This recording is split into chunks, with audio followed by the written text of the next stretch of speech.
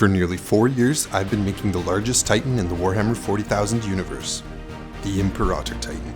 It's an enormous project that's taken hundreds of hours, and there's still a long way to go. Since starting this Titan, I've made many other projects as well. Spaceship interiors, trench warfare tables, armies, cyberpunk cities, Wild West towns, and tons of other cool projects along the way. But all the while, the Titan has loomed large. So recently, I made the decision to park all my other projects to focus everything on finishing the Titan. It's high time this project got across the finish line the way it deserves. So let's do it. Guys, I've made the decision to finish my 7-foot Titan with no more distractions. It's all Titan until the wheels fall off. This is day one, let's get going. Here we are in my new workshop, and I've left some space right here for the Titan to go. You can see its base is already down there. It's this massively heavy base that I've made out of particle board and some 2x2 wood. It needs to be big, it needs to be heavy just for the stability of the Titan, but I think it's actually too big. And it takes up more space than it needs to. I think we could lose like 4 inches off the front and maybe 6 inches off each side, and it wouldn't affect the stability, it wouldn't affect the grandeur, but it would make a large difference in terms of the square footage that it takes up. Okay, I've got my circular saw here to do the cutting. So for those of you who aren't in the know, Ryobi is basically like the Rolls-Royce of tools.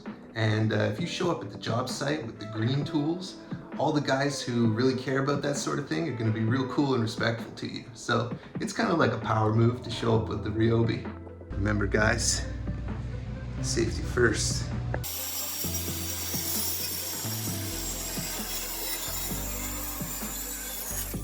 I thought it'd be smart to do this down here to avoid having to carry these things upstairs, but like, I made such a mess. Stupid. So previously I had over-engineered these things so that there was a cross brace in the middle, and that's probably a good idea. But I think what I'm going to do instead is I'm just going to put a small piece of wood kind of right in the center to support the middle. I don't think you need all the weight and all the wood of the cross brace. Nice and stable, a little bit smaller, a little bit lighter. I lay in some pieces of 1-inch foam to form the surface of the base, which will be flush with the bottom of the Titan's feet. Okay, so my legs are now set up on their bases, and their toes are laid into place. These aren't attached yet, but we'll get there. But what I'm going to do now is use a marker to draw all around them and just get an outline of where the feet are going to be. This outline is going to help me place my next layer, which will be a ground surface above the Titan to indicate the immense weight of this massive machine. I thought about doing some rough calculations of how much an Imperator Titan would weigh, and that would help me inform how deep it would sink into the base. But then I realized it would sink a different depth based on different surfaces, so I could really make it sink as deep as I wanted it to, which is about this much. Okay, the Titan is back on its base, and as you can see, it's got this effect of being sort of pressed into the ground a little bit, which I think makes sense for the weight and scale of this thing. Now the next thing I'm going to do is just lay something out in front here and see how it looks.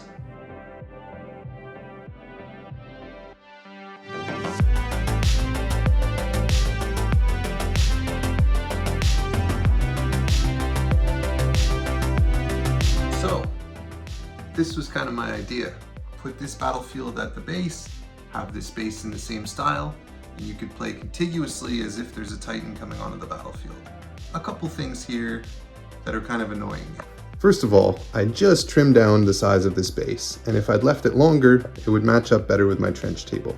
So that's really kind of annoying me. Second, we have this crater here on the edge of the trench table. If I were to continue that shape, it would kind of just go right up to the Titan's base, giving this weird sort of tangency that undermines the effect of the Titan being sunk into the thing and the crater as well. So I think that would be weird, and I don't like that. And thirdly, we can see the clips that I put on the board so that it would connect together are preventing it from sitting flush up to the Titan. So I'm not gonna lie, this idea that I was really excited about is not gonna work as smoothly as I maybe thought. But I think we can find a solution for that. Okay, so after a little bit of thought, I think what I'm gonna do is I'm just going to ignore those parts that don't match up. And eventually what I'll do is build a piece that goes in between the Titan and this board to make it connect seamlessly.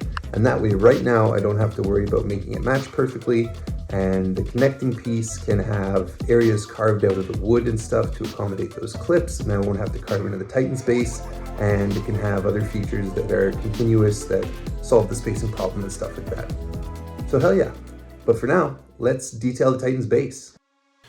So the first thing that I do is use some pre-mixed spackle filler to fill all the large and obvious gaps between the pieces of foam I used to build up the ground.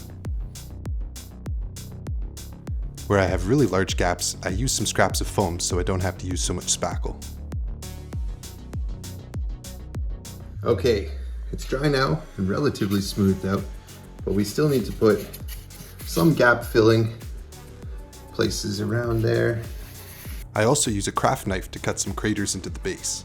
This is going to add a lot of visual interest and tie the Titan in nicely with the rest of the board. To give the impression of dirt cast up around the edges of the craters, I use some wrinkled up tin foil, pressed down until relatively solid, and then attached with hot glue. And I was thinking, you know, this is supposed to be a giant compression from a foot, so I don't know how much earth there would be cast up around the edges. I think it would kind of just all be pushed down, which kind of goes against what my initial instinct was. The craters are now lined with tin foil. It's time to put some mud mixture on this table. Let's do it. Next, I use a mix of caulking, sand, grout, and brown house paint. I make a nice thick dirt mixture and apply it generously to everything with a large paintbrush. This mixture is thick enough to fill a lot of the gaps that I didn't fill before and make everything look like a nice war-torn battlefield of churned up earth.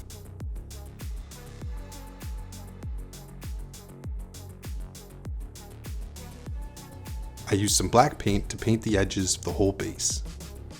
As you can see, it's not perfect yet, but by the end of the project it will be. Finally, I apply a dark wash using some watered down black paint. I'll show you how that looks in just a moment, but first, let's take a quick moment to thank today's sponsor, GoDaddy Aero. GoDaddy Aero uses AI tools to help small business owners like me quickly grow a website and online presence. So in my opinion, this is exactly the sort of thing AI should be used for, helping somebody like me to automate the administrative tasks so I can focus on my creative work and growing my small business. Building a website with Aero is extremely easy. You just answer a few questions about what kind of website you want, the style you're interested in, and what sort of features you want to see, and in a few minutes, Aero will put it together for you. After that, you can begin customizing it to make it however you want. And with AI tools woven throughout, you can use prompts to get your ideas together in no time. So go give it a try. I'll put a QR code up here and a link down in the description. I think you'll enjoy it. Thanks GoDaddy Aero for sponsoring this video. Now let's get back to it. alright, so here's the base now that it's ready. Hell yeah. Let's jump on over to some other things that I've been working on. So last time I worked on the Cathedral on the Titan's back, I ran into a sticky situation that kind of halted me in my tracks.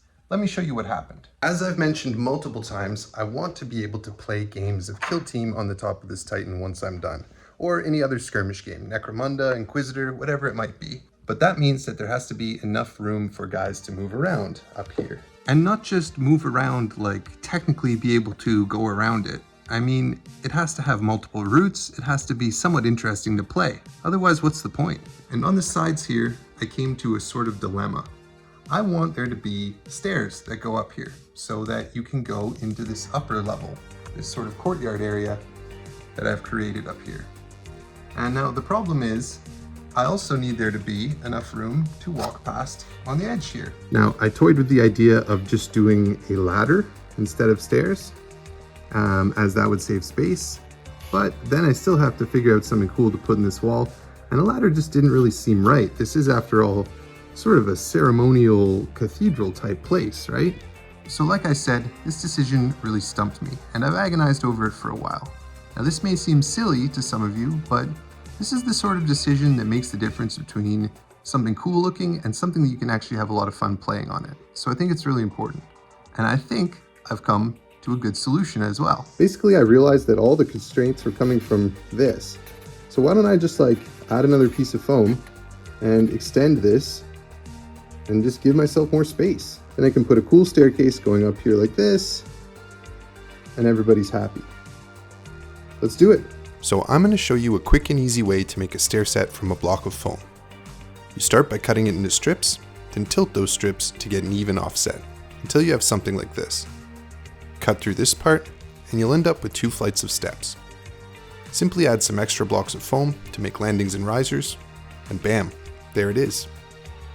If you want to instantly turn this into 2 full staircases that are a mirror image of each other, simply put a book or other object along the axis of symmetry, then recite the canticle of duplication, which can be found on my Patreon page if you subscribe at the highest tier.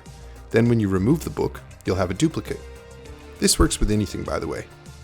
But yeah, with those stairs made, I extend the walkway, reattach the railing, then install the stairs, and the problem is solved.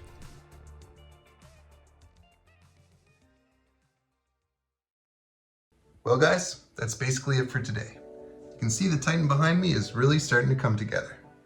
We made some good progress in this episode, but you can see I didn't cover everything. We're starting to get some gray on there, a few other things going on. Well, you'll have to tune in next week to see that stuff, because like I said, we're doing this big time now. It's all Titan till the wheels fall off. Also, some of you guys in the last video were asking me about the Titan's height. So I'm 6 foot 2 inches tall, okay? My last workshop had a ceiling that was just under 7 feet tall. So I've been calling it a 7 foot Titan, but it was slightly less than 7 feet tall. I think like 6'10" or 6'11" or something like that. But as you can see, the new ceiling's higher.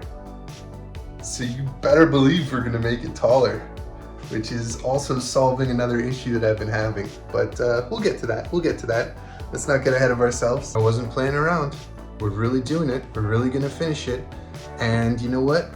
There's still a ton to do, but I'm optimistic. There's momentum, there's excitement, and something oddly freeing about clearing your whole schedule and working only on this thing. I know what I need to do, and now I just have to do it. And I'm stoked that you guys are along for the journey with me. Really, I am. Love you guys. Thanks for tuning in, and we'll see you next time on Eric's Hobby Workshop.